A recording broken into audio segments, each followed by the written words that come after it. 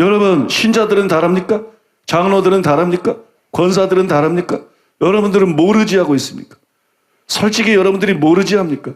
돈을 의지하고 있어요. 상당수의 사람들.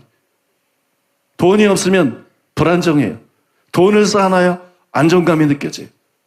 돈을 많이 쌓아놓을수록 안정감이 느껴져요. 돈이라는 것은 쓰라고 있는 것인데, 그러면 돈을 뭐 하려고 그렇게 쌓아놓는가?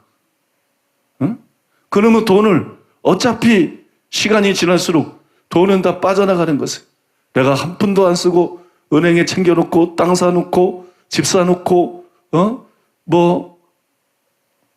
주식하고 아무리 불려도 여러분 나이 들어서 죽으면 다 빈손으로 가게 돼 있는 걸. 어차피 하나도 가지고 가지 못할 것. 무엇 때문에 미련스럽게 그렇게 땅에다가 하염없이 끊임없이 나이가 들어가는데 죽을 날이 점점 가까워지는 것도 모르고 하염없이 끊임없이 땅에다가 재물을 쌓아두려고 하는가? 돈을 쌓아두려고 하는가? 여러분, 이 말씀을 심각하게 생각하셔야 돼요. 오늘 제가 왜 설교를 안 하고 갑자기 나와서 이런 얘기를 하고 있습니까? 제가 오늘 강대상에 앉았는데 강대상에 앉자마자 성령께서 이 말씀을 주셨어요. 지금 여러분들이 나누고 있는 말씀들, 설교에 대해서부터 나는 이해를 하지 못했어요. 성령께서 가르쳐 주셨어요. 바울의 형편, 바울이 얼마나 절박했는지, 바울이 얼마나 하나님을 의지했는지, 그래서 자신이 말씀을 주시라고 기도했을 뿐만 아니라 성도들에게 간곡히 기도 부탁했던, 그러나 오늘날의 목사들은 얼마나 하나님을 의지하지 않는가, 설교에 대해서 얼마나 절박함이 없는가, 얼마나 자신의 지식, 책이나 믿고 여기저기서 뺏겨서 그냥 설교하고 하나님이 주신 말씀이 아닌, 영혼을 살리는 말씀이 아닌, 얼마나 교회가 황폐했는가, 얼마나 강다들이 무너졌는가, 얼마나 영혼들이 유리하고 얼마나 영혼들이 불쌍하고 가련한 상태인가. 그리고 주기도문에 대해서 말씀하신 거예요. 주기도문에 일용할 양식을 우리에게 주옵시고, 재물을 쌓지 말라는 거예요. 예수님이 딴 곳에서 직접 말했죠. 땅에 너희 보물을 쌓지 말아라. 예수님이 직접 말씀했잖아요. 땅에 너희 보물을 쌓지 말아라.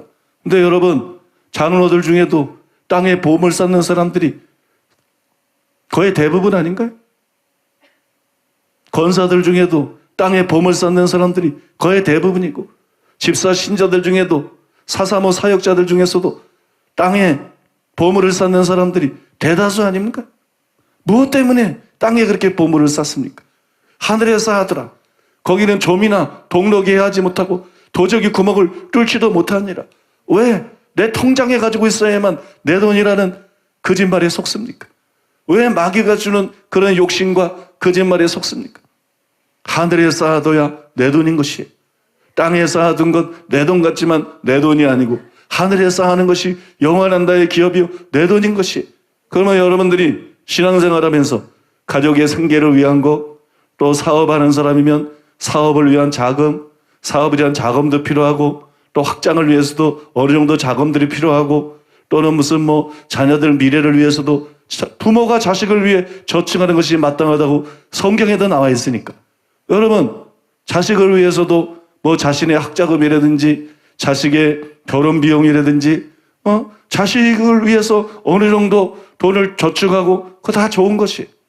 그러니까 이런 합리적인 거 외에 그냥 맹목적으로 돈을 쌓아두는 거, 10억에서 20억으로, 20억에서 30억으로, 50억으로 맹목적으로 계속 건물을 사는 거, 맹목적으로 계속 땅을 사는 거, 이것은 죄악입니다. 하나님 말씀에 반하는 죄악입니다. 너희 보물을 땅에 쌓아두지 말아라. 여러분, 달란트 비유에 달란트가 나오는데 달란트가 재능이라고 생각하잖아요. 달란트는 돈입니다. 거기서 예수님께서 나눠준 달란트는 실제로 돈입니다. 5달란트, 그게 화폐단입니다. 2달란트, 그게 화폐단입니다. 1달란트, 그게 화폐단입니다. 여러분에게 주신 영적인 달란트도 있지만 여러분에게 주신 재물도 실제로 하나님께서 맡겨주신 달란트라는 것이, 그것이 땅에 파묻어 두고 그것이 그러라고 주신 것이 아니고, 여러분 그거를 하나님 나라를 위해서 사용하려는 거예요. 그거를 가난한 자를 위해서 사용하라는 거예요. 그것을 선한 자를 위해서 사용하라는 거예요. 가족을 충분히 돌보고, 믿습니까? 하나님은 우리를 사랑하십니다. 배 쫄쫄이 굴으면서 헐벗으면서 남만 도와주는 거, 난 그거 별로 안 좋아해. 하나님이 가난한만 사랑하고 저는 사랑 안 하나? 하나님이 그 집만 사랑하고 저는 사랑 안 하나?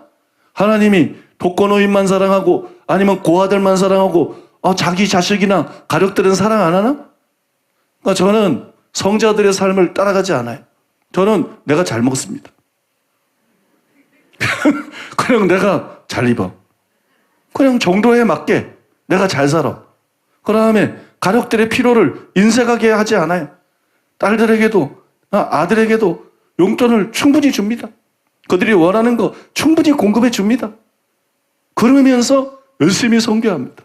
그러면서 열심히 구제합니다.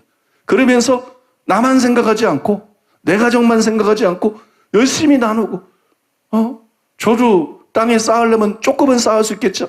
쌓지 않습니다.